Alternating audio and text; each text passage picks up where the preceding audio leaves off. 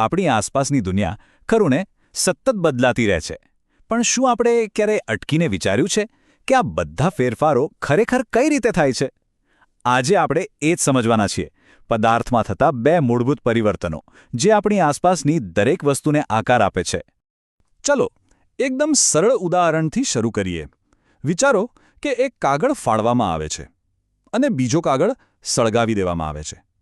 આમ જુઓ તો બંનેમાં કાગળ બદલાય છે, પણ આ બે ફેરફારો વચ્ચે એક બહુ મોટો મૂળભૂત તફાવત છુપાયેલો છે. આ જ રહસ્યને આજે આપણે ઉકેલવાના છીએ. તો ચાલો આમાં ઊંડા ઉતરીએ અને શરૂઆત કરીએ પહેલા પ્રકારના ફેરફારથી. ભૌતિક ફેરફાર. સાચું કહું તો આ બેમાંથી સમજવામાં વધુ સરળ છે. તો આ ભૌતિક ફેરફાર છે શું? જુઓ, વૈજ્ઞાનિક રીતે કહીએ તો આ એવો ફેરફાર છે જેમાં પદાર્થના ફક્ત બાહ્ય ગુણધર્મો બદલાય છે, જેમ કે એનો આકાર, કદ કે પછી એની અવસ્થા. પણ સૌથી અગત્યની વાત જે યાદ રાખવાની છે એ છે કે આમાં કોઈ બિલકુલ નવો પદાર્થ બનતો નથી. આને યાદ રાખવાની એક બહુ જ સિમ્પલ રીત છે. મુખ્ય મુદ્દો એટલો જ કે પદાર્થ તો એનો એ જ રહે છે, બસ એનું રૂપ બદલાઈ જાય છે.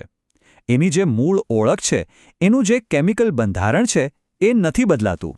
પેલા શરૂઆતના ઉદાહરણ પર પાછા જઈએ. કાગળ ફાડવું એ ભૌતિક ફેરફારનું એકદમ પરફેક્ટ ઉદાહરણ છે. કેમ?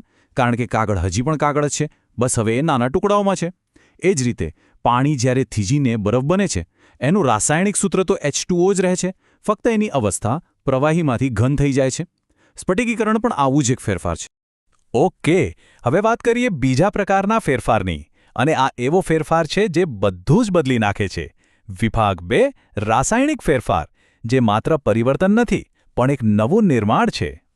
રાસાયણિક ફેરફાર એ છે જ્યાં ખરો જાદુ થાય છે એમ કહી શકાય.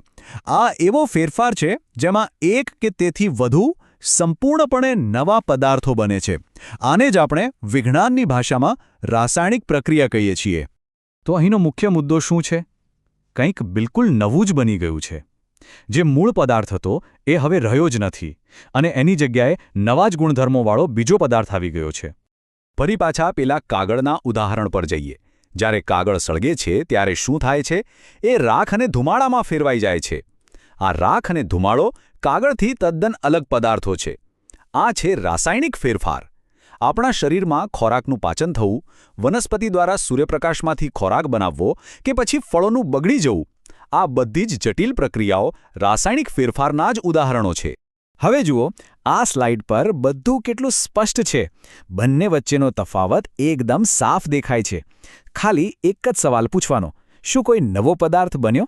જો જવાબ ના હોય તો એ ભૌતિક ફેરફાર છે, અને જો જવાબ હા હોય તો એ રાસાયણિક ફેરફાર છે. બસ આટલું જ સરળ છે. એ જ રીતે રાસાયણિક બંધારણ ફક્ત રાસાયણિક ફેરફારમાં જ બદલાય છે. તો આપણને ખબર કઈ રીતે પડે કે રાસાયણિક ફેરફાર થઈ રહ્યો છે? વેલ, એના કેટલાક સંકેતો છે જેના પર આપણે ધ્યાન રાખી શકીએ. જેમ કે અચાનક ગરમી કે પ્રકાશ પેદા થવો, કોઈ અવાજ આવવો, પદાર્થનો રંગ કે ગંધ બદલાઈ જવી અથવા કોઈ ગેસ ઉત્પન્ન થવો.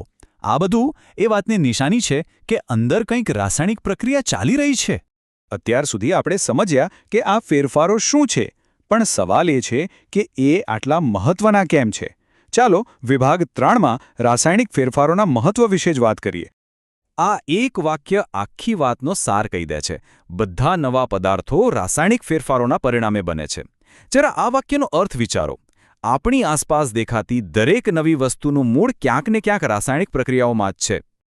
આપણી આધુનિક દુનિયા તો જાણે રાસાયણિક ફેરફારો પર જ ટકેલી છે.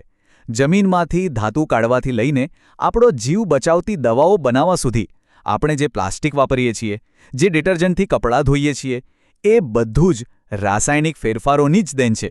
એના વગર આધુનિક જીવનની કલ્પના પણ મુશ્કેલ છે. હવે ચાલો એક ખૂબ જ સામાન્ય પણ આર્થિક રીતે બહુ જ મહત્વપૂર્ણ રાસાયણિક ફેરફાર પર ધ્યાન આપીએ. વિભાગ 4, લોખંડનો સૌથી મોટો દુશ્મન એટલે કે કાટ. લોખંડ આપણી આધુનિક દુનિયાનો પાયો છે. એના વગર આપણી આસપાસની દુનિયા જેવી છે તેવી ન હોત. આપણે ચારે બાજુ નજર કરીએ. મોટા મોટા પુલ, દરિયામાં તરતા જહાજો, રસ્તા પર દોડતી ગાડીઓ અને ઘરમાં રહેલી અસંખ્ય વસ્તુઓ, આ બધું જ લોખંડ પર નિર્ભર છે. એની મજબૂતાઈ જ એને આટલું ખાસ બનાવે છે. પણ આટલી મજબૂત ધાતુનો પણ એક મોટો દુશ્મન છે, એક એવી પ્રક્રિયા જેને અંદરથી ધીમે ધીમે ખાઈ જાય છે અને એકદમ નબળું પાડી દે છે. અને એ દુશ્મન છે કાટ. કાટ લાગવો એ બીજું કંઈ નહીં પણ લોખંડ, હવામાં રહેલો ઓક્સિજન અને ભેજ વચ્ચે થતી એક ધીમી પણ સતત ચાલતી રાસાયણિક પ્રક્રિયા છે. અને આ પ્રક્રિયાને કારણે દર વર્ષે અબજો રૂપિયાનું આર્થિક નુકસાન થાય છે. તો શું આપણે આ દુશ્મન સામે લડી શકીએ? હા, બિલકુલ. મુખ્ય ઉપાય એ છે કે લોખંડને હવા અને ભેજના સંપર્કથી બચાવવું. આ માટે સૌથી સામાન્ય રીત છે એના પર રંગનો કોટ લગાવવો, અથવા તો તેના પર જસત જેવી બીજી ધાતુનું એક પાતળું પડ ચડાવી દેવું, જેને ગેલ્વનાઇઝેશન કહેવાય છે. તો અત્યાર સુધી આપણે ભૌતિક અને રાસાયણિક ફેરફારોને ખૂબ સારી રીતે સમજ્યા. હવે ચાલો આ બધી માહિતીને જોડીને આજના વિશ્લેષણના અંતિમ તબક્કામાં પ્રવેશ કરીએ.